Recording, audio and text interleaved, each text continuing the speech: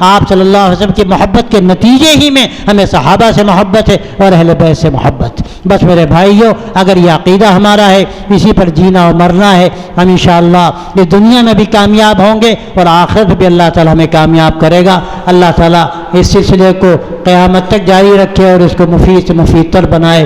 اور یہ وہ لوگ ہیں جو صحابہ کو برا بھلا کہنے والے اور ان کے جو عقائد ہیں تقیے کو یہ اپنے اللہ سے قرب کا بہت بڑا ذریعہ سمجھتے ہیں، جھوٹ بولنا ان کے مذہب میں شامل، اور ہمیشہ اسلام کو نقصان پہنچایا انہوں نے. اور میں سیاسی طور پر بھی کہہ سکتا ہوں کہ شام میں 5 لاکھ لوگوں کا قتل کس نے کیا؟ یہ یہی لوگ ہیں جو آج دعویٰ کر رہے ہیں کہ انہوں نے ایک بڑے ظالم پر حملہ کیا. وہ حملہ کیوں کیا؟ اس ظالم نے ان پر حملہ کیا تو انہوں نے ظالم پر حملہ کیا، لیکن وہ بیچارے نہتے مسلمان جن کو ضرورت تھی کہ ان کا کوئی ساتھ دیتا، ان کا ساتھ دینے والا کون ہے؟ جب صلح کی بات آئی ایک لفظ نہیں کہا اس نے کہ ہم اسی وقت صلح کریں گے جب حملہ بند کیا جائے ان مظلوموں پر جن پر 2 سال سے حملہ لگاتار کیا جا رہا ہے، ان کو تخت و تارات کیا جا رہا ہے، ان کے بچوں کو اور ان کی عورتوں کے پراخے اڑائے جا رہے ہیں، لیکن توفیق نہیں ہوئی. میں آپ سے صاف کہتا ہوں یہ غلط فہمیاں ہرگز نہیں رہنی چاہیے. یہ وہ لوگ ہیں جنہوں نے اسلام کو ہمیشہ نقصان پہنچایا،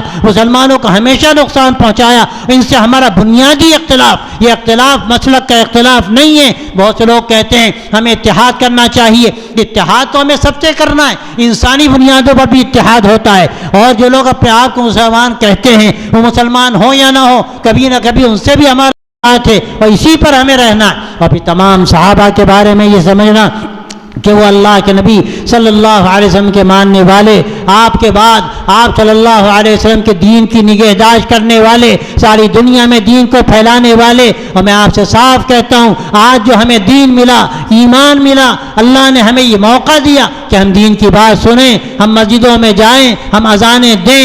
جیسے صدیق اکبر نے سرکوبی کی تھی، تم ہم کو مشورہ دو گے؟ تمہاری حیثیت کیا ہے؟ تم جہاں پڑھاتے تھے وہاں تم کو قبول نہیں کیا گیا، وہاں سے نکال دیا گیا. تم نے حضرت مولانا رابع صاحب جنہوں نے تم کو پالا پوسا تھا، جن کے ڈھیر سارے تمہارے اوپر احسانات ہیں، تم کمینے نہ ہوتے تو حضرت مولانا رابع صاحب کو برا نہ کہتے. کیا کہا ہے علامہ آلوسی نے؟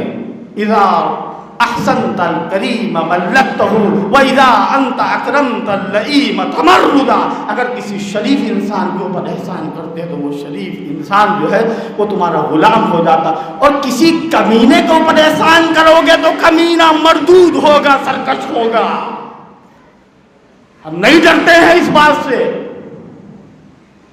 میرے والد ہوتے تو اس سے بھی زیادہ سخت کہتے. اتنی سخت باتیں؟ کہاں گیا ہمارا ایمان؟ جائزہ لو، جاگو مسلمانوں، بیدار ہو مسلمانوں. ہمارے جیتے جی صحابہ کرام کو، پھر کہاں ہمارا ایمان رہے گا قرآن پر اور حدیث پر؟ جذبات نہیں ہے یہ حقیقت بیانی ہے.